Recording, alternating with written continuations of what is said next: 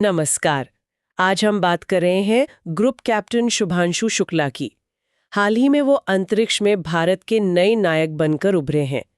हमारे पास ना उनकी इस पूरी जर्नी से जुड़े कई लेख और कुछ नोट्स भी हैं, तो सोचा कि जरा इस जानकारी को खंगालते हैं, देखते हैं क्या खास है। आज का मकसद यही है कि शुभांशु शुक्ला की जो यात्रा रही है लखनऊ से लेकर अंतर्राष्ट्रीय अंतरिक्ष स्टेशन मतलब आईएसएस तक, उसे समझे, और ये भी कि ये मिशन भारत के लिए इतना जरूरी क्यों है। हाँ, और देखिए शुरू करने के लिए ये बात काफी दिलचस्प है कि राकेश शर्मा के ठीक 41 साल बाद 41 साल। हाँ 41 साल बाद शुभांशु अंतरिक्ष में जाने वाले दूसरे भारतीय बने। हम्म। पर उससे भी बड़ी बात, वो आईएसएस पर जाने वाले पहले भारतीय हैं। ये अच्छा। भारत का जो अपना ह्यूमन स्पेस फ्लाइट प्रोग्राम है गगनयान, उसके लिए आप कह सकते हैं एक बहुत बड़ा माइलस्टोन है। बिल्कुल, 41 साल तो वाकई एक लंबा गैप है। अच्छा, उनकी कहानी लखनऊ से शुरू होती है ना।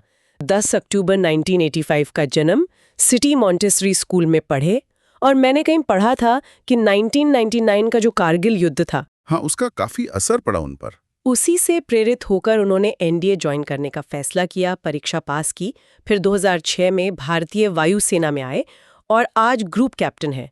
कमाल के टेस्ट पायलट माने जाते हैं। बिल्कुल। Su-30 MKI, MiG-21, MiG-29, इन सब पर मतलब 2000 घंटे से ज्यादा की उड़ान। ये अनुभव कितना जरूरी होता है एक अंतरिक्ष मिशन के लिए? देखिए, ये अनुभव तो बेहद ज़रूरी है। मतलब एक टेस्ट पायलट का काम ही होता है विमान की लिमिट्स को पुश करना, सिस्टम्स को बारीकी से समझना, और सबसे ज़रूरी, मुश्किल हालात में बिल्कुल शांत रह के फैसले लेना। ये सारे गुण एक एस्ट्रोनॉट के लिए, खासकर मिशन पायलट के लिए बहुत अहम है। और शायद इसी काबिलियत की वजह से 2019 में इसरो ने उन्हें चुना अपने महत्वाकांक्षी गगनयान प्रोग्राम के लिए। अच्छा। इसके बाद फिर उनकी ट्रेनिंग हुई रूस में Yuri Gagarin cosmonaut training centre में। 2021 में वो ट्रेनिंग पूरी हुई।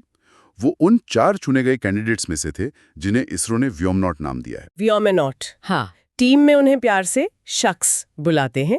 ये दिखाता है कि टीम में अच्छी बॉन्डिंग भी है। तो ये जबरदस्त तैयारी हुई और फिर आया एक्सियम मिशन 4 मतलब AX4। 25 जून 2025 को केनेडी स्पेस सेंटर से लॉन्च हुआ स्पेसएक्स ड्रैगन में वो पायलट थे। इस मिशन में क्या खास था, मतलब वैज्ञानिक लिहाज से? हाँ, ये 14 दिन का मिशन था और साइंस के नजरिए से काफी अहम था।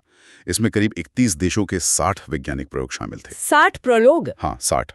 और कुछ तो बड़े दिलचस्प प्रयोग थे, जैसे माइक्रोग्रेविटी में, मतलब लगभग जीरो ग्रेविटी में, मेथी और मूंग दाल उगाना। अरे वाह, अपनी मेथी और मूंग दाल। जी हाँ, इसका मकसद ये देखना है कि क्या भविष्य में लंबे स्पेस मिशंस पर भारतीय एस्ट्रोनॉट्स अपना खाना खुद उगा पाएंगे।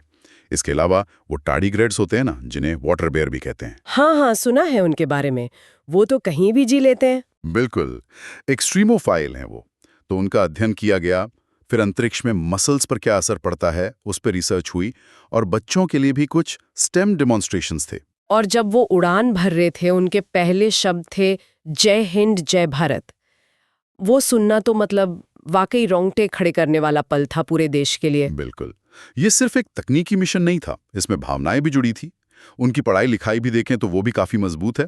आईएससी बैंगलोर से एरोस्पेस इंजीनियरिंग में एमटेक किया है उन्होंने। अच्छा। और पर्सनल लाइफ में उनकी पत्नी है डॉक्टर कामना शुभा शुक्ला।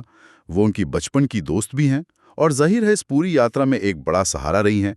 उनका एक बेटा भी है। हाँ, ये दिखाता है कि ऐसी बड़ी उपलब्धियों के पीछे सिर्फ एक व्यक्ति नहीं, उसका पूरा परिवार, उसका सपोर्ट सिस्टम होता है। सही कहा।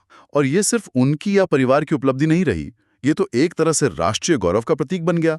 प्रधानमंत्री जी, रक्षा मंत्री जी, सब ने बधाई दी। हाँ, और अंतर्राष्ट्रीय स्तर पर भी इसकी काफी चर्चा हुई। फ्रांस जैसे देशों ने भारत को बधाई दी।